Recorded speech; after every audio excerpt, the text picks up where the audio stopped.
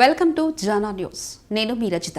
గ్రామీణ పేదలకు ఉపాధిని దూరం చేసే బీజేపీ కుట్రలను ప్రజలు తిప్పికొట్టాలని సిపిఐ పార్టీ రాష్ట్ర కార్యనిర్వాహక సభ్యులు ఆందోజు రవీంద్రాచారి అన్నారు.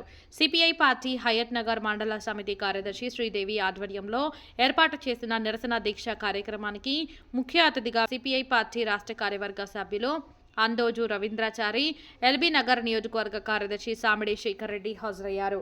ఈ సందర్భంగా వారు మాట్లాడుతూ రామ్జీ చట్టాన్ని తక్షణమే రద్దు చేసి మహాత్మా గాంధీ జాతీయ ఉపాధి హామీ చట్టాన్ని యథావిధంగా పునరుద్ధరించాలని డిమాండ్ చేశారు. వామపక్ష పార్టీల పోరాటాల ఫలితంగా యూపీఏ ప్రభుత్వం తీసుకొచ్చిన ఈ పథకం ద్వారా గ్రామీణ ప్రాంతాలలో ప్రజలకు 100 రోజుల పని దొరికి వలసలు, పేదరికం నిర్మూలన జరిగిందని అన్నారు. ఈ కార్యక్రమంలో మండల సహాయ కార్యదర్శులు మర్రి శోభన్, కర్ణే సుజాత, ఏఐఎస్ఎఫ్ రంగారెడ్డి జిల్లా ప్రధాన కార్యదర్శి సామిడి వంశీవర్ధన్ రెడ్డి, జిల్లా కౌన్సిల్ సభ్యులు బొంగు అరుణ్ కుమార్ గౌడ్, సరిత, మందుల కృష్ణ, ఉపేందర్ తదితరులు పాల్గొన్నారు. దేశంలోని బీజేపీ ప్రభుత్వం ఇవాళ నాడు పేదలను ఉద్దేశించి తీసుకొచ్చినటువంటి కమ్యూనిస్టుల పోరాట ఫలితంగా తీసుకొచ్చినటువంటి మహాత్మా గాంధీ గ్రామీణ ఉపాధి పథకాన్ని పేరు మార్చడాన్ని ఇవాళ కేంద్ర ప్రభుత్వం పేరు మారుస్తూ ఉంది. దాని పేరు మీద వేరే పేరును రామ్జీ పేరుతో ఆ బిల్లును మార్చడాన్ని వ్యతిరేకిస్తూ ఇవాళ ఈరోజు హైట్నగర్ మండల కేంద్రంలో ఎల్బీ నగర్ నియోజకవర్గ సమితి ఆధ్వర్యంలో నిరసన కార్యక్రమాన్ని మహాత్మా గాంధీ విగ్రహం దగ్గర నిర్వహించడం జరుగుతూ ఉంది. నిజంగా ఇవాళ కేంద్ర ప్రభుత్వం 12 సంవత్సరాలు ఈ దేశాన్ని పరిపాలించడం జరిగింది. ఇవాళ 12 సంవత్సరాల్లో మీరు ఇచ్చిన వాగ్దానాలు, ప్రజలకు ఇచ్చినటువంటి వాగ్దానాలు అమలు చేయాలి. దాన్ని డైవర్షన్ చేయడానికి మీరు సంవత్సరాలు 2 కోట్ల ఉద్యోగాలు ఇస్తామని ఈ దేశ యువతను మోసం చేసినారు.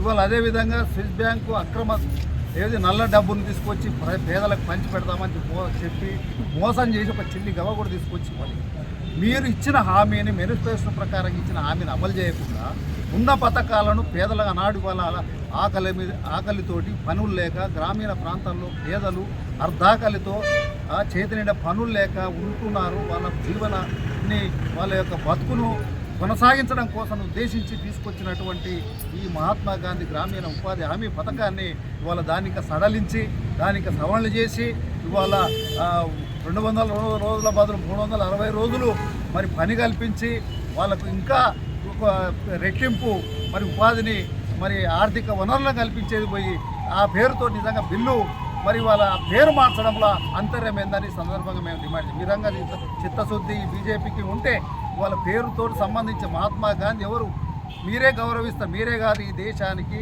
రాజకీయాల ఖచ్చితంగా ఈ దేశాన్ని స్వాతంత్రం తీసుకొచ్చినటువంటి పూజ్య బాపూజీ మహాత్మా గాంధీ ఆయన పేరు కొట్టుకుంటే బీజేపీలోకి ఏం కడుపు నొప్పి, ఈ ఆర్ఎస్ఎస్లకు ఏం కడుపు నొప్పి అంటే ఆర్ఎస్ఎస్ కనుసన్నల్లో గాంధీ పేరును తొలగించమని వాళ్ళ కనుసన్నలు మరి మీరు మలుగుతూ మన పేరును తొలగించి వాళ్ళ బిల్లును మరి నీరుగార్చే ప్రయత్నం ఈ కేంద్ర ప్రభుత్వం చేస్తూ ఉంది. దానికి సిపిఐ తీవ్రంగా వ్యతిరేకిస్తుంది.